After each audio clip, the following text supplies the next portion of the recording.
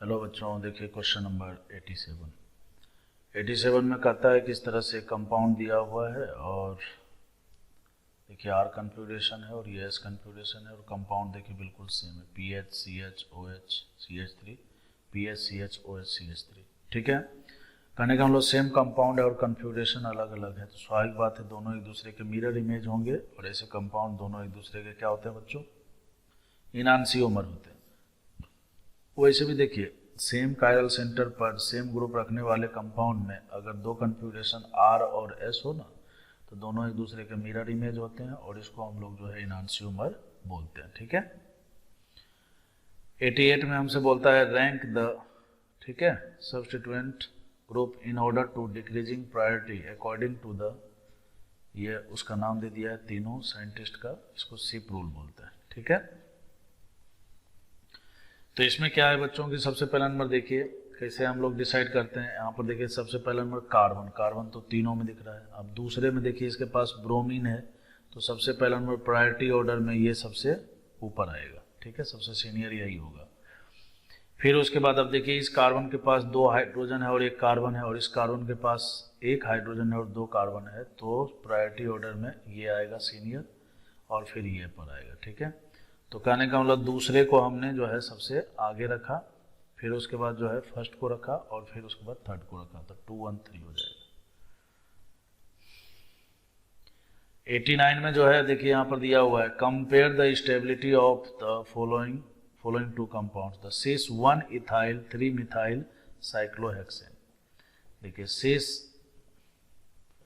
Cis form है और 1 ethyl है, तो 1 इथाइल का मतलब यहाँ पर जो है, ठीक है, तो यहाँ पर आप इस तरह से इथाइल बना लीजिए बच्चों, CH2CH3, और 3 मिथाइल है तो 3 मिथाइल में आप यहाँ पर इस तरह से वेज बना लीजिए मिथाइल, ये सिस फॉर्म हो गया, ठीक है।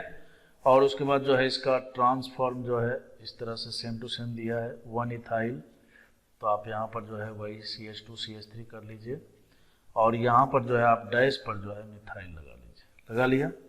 अब इन दोनों में से स्टेबिलिटी की बात करेंगे तो स्टेबिलिटी आप जानते हो साइक्लोहेक्सेन में सबसे ज़्यादा स्टेबल कौन होता है, ट्रांसफॉर्म सबसे ज़्यादा स्टेबल होता है, ठीक है। वो इसलिए क्योंकि इसमें दोनों ग्रुप देखिए प्लेन के ऊपर रहेंगे तो इनके बीच में रिपल्सन होगा, ठीक है, और इनके बीच में रिपल्सन कम होगा, ना के बराबर होगा, तो इसीलिए ट्रांसफॉर्म ज़्यादा स्टेबल होता है। और जैसा कि मुझे पता है, ठीक है, मतलब कि इसका आंसर शायद ए दे रखा है, तो ए इज मोर स्टेबल, ये गलत दे रखा है बच्चों, ट्रांस जो है इसका ज़्यादा स्टेबल होगा, तो इसका करेक्ट आंसर जो है ऑप्शन नंबर सी है। या देख लीजिएगा, कहने का मतलब है कि trans is more stable than cis, ये बात आप भी जानते होंगे।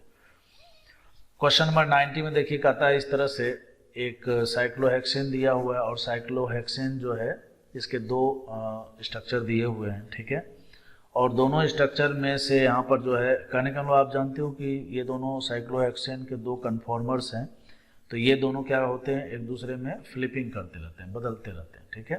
अच्छा,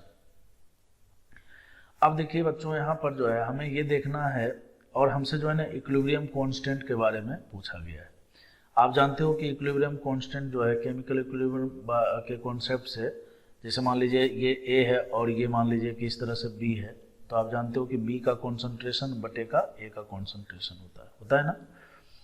अगर बी का कॉन्सेंट्रेशन ज़्यादा हुआ तो के ग्रेटर देन 1 हो जाएगा, ए का कॉन्सेंट्रेशन ज़्यादा हुआ तो के लेस देन 1 हो जाएगा, और दोनों का बराबर हुआ तो के बराबर 1 हो जाएगा। यही सब यहाँ पर दिया हुआ है, ठीक है। तो हमें बस देख लेना है कि दोनों में से कौन सा ज़्यादा स्टेबल है, जो ज़्यादा स्टेबल है वो ज़्यादा अमाउंट में होगा। अब यहाँ से देखिए बच्चों ये लार्ज ग्रुप है, ठीक है, तो सबसे पहला नंबर तो जो बड़ा ग्रुप है ना, जो बड़ा ग्रुप होता है साइक्लोहेक्सेन के चेयर फॉर्म में, वो हमेशा इक्विटोरियल पोजीशन पर होना चाहिए। कहाँ पर होना चाहिए, इक्विटोरियल पोजीशन पर होना चाहिए। और इसमें देखिए यहाँ पर कहाँ पर दिया है, एक्सियल पोजीशन पर दिया है, सबसे पहली बात। दूसरा है कि यहाँ पर इसमें क्या किया है, देखिए जो छोटा ग्रुप है इसको इक्विटोरियल पर दिया और यहाँ पर छोटा जो है इस पर दिया, ठीक है। तो कहने का मतलब है कि अगर ये इसको मैं ए मानूँ और इसको मैं अगर बी मानूँ तो ये आपको ज़्यादा स्टेबल दिख रहा है, ठीक है। और ये ज़्यादा स्टेबल है, इसका मतलब यह है कि रिएक्टेंट जो है, ठीक है, रिएक्टेंट जो है आपको ज़्यादा अमाउंट में मिलेगा। तो ऐसी स्थिति में अगर ये ज़्यादा अमाउंट में और ये कम अमाउंट में, तो स्वाभाविक बात है इसका रेशियो जो होगा वो क्या हो जाएगा बच्चों, लेस देन 1 हो जाएगा। ठीक है, कहने का मतलब है कि रिएक्टेंट ज्यादा स्टेबल है। आप ऐसे भी सोच सकते हैं। देखिए, आप जानते हो कि कोई भी रिएक्शन जो है लेफ्ट टू राइट जाएगा या राइट टू लेफ्ट जाएगा, ये बात डिपेंड करता है कि कहने का मतलब है कि अगर लेफ्ट टू राइट जा रहा है, left to right forward reaction को फेवर कर रहा है, तो वो तभी फेवर करेगा जब बाद में मिलने वाला जो प्रोडक्ट है वो ज़्यादा स्टेबल हो।